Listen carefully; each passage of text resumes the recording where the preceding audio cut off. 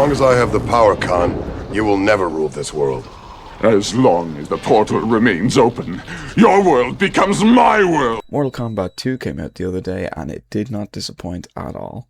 I'm one of the 6 people who actually thought the first one was really good, but I can definitely say that this one comes out on top, without a doubt. This really feels like a Mortal Kombat movie. It is just non-stop fighting for nearly 2 hours. The first half of this video, I'm going to be able to talk about it without spoiling anything, but at a certain point I will be getting into spoilers.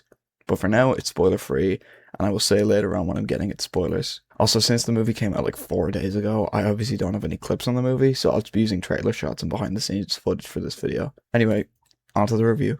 Like I said earlier, this movie really feels like a Mortal Kombat movie, way more than the first one.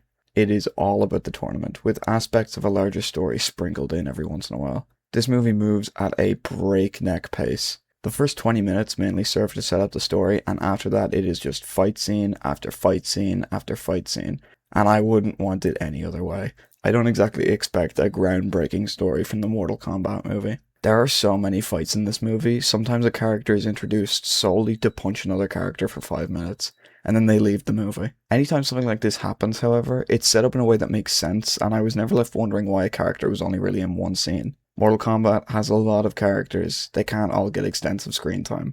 Speaking of the characters, all of the cast in this movie do an amazing job portraying the characters they are playing. Adeline Rudolph as Kitana in particular stands out as probably giving the best performance in the movie.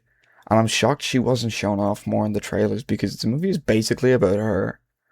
Also, Karl Urban as Johnny Cage ended up being way better than I thought it would be. I was hesitant of the casting originally, but I can confidently say now that if it wasn't for Kitana, it would probably be my favourite performance in the movie. Now, while I don't think there were a single bad performance, I feel like some of the characters in this movie were done a little dirty, with one in particular feeling like a letdown, but I'll get into that when I get to spoilers. Something I wasn't expecting is this movie looks fucking amazing. So many set pieces in this movie are almost done entirely practically. And even in scenes where you can tell the actors were stood in front of a green screen, the movie still looked gorgeous. There are some set pieces in this movie that are so cool, I kind of got distracted. They look that good. Also, it goes without saying that every action scene in this movie is really cool. Everyone has such a unique fighting style, and a lot of moves from the games are brought into the movie really nicely. Okay, spoiler time. So if you want to skip spoilers, just skip to the time shown on screen now. This is your official spoiler warning. And here we go. They did my man Shao Kahn so fucking dirty in this movie.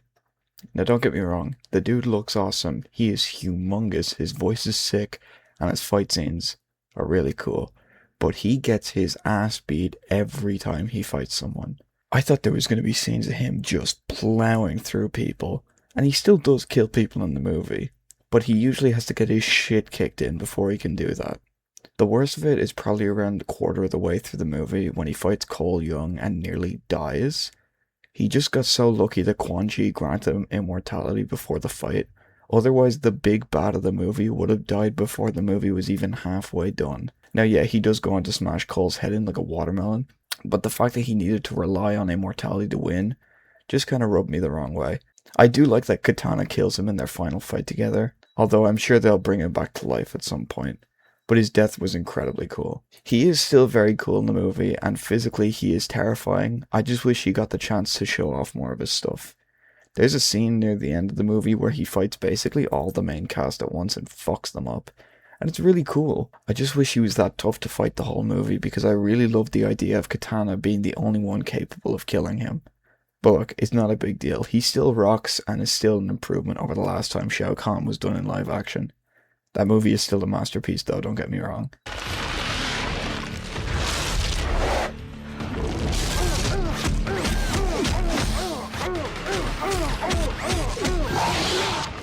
This movie ends up setting up for a third, and if it's anything like this one, I will be there opening day. Besides my annoyance with the Shao Kahn thing, this movie is just dumb fun, and I loved it. So anyway, to sum up my feelings, this movie was just a fun time. If you love dumb action, this movie will definitely appeal to you. Anyway, that's all from me. Thank you for listening to my dumb opinions. I'm gonna go watch Mortal Kombat Annihilation again.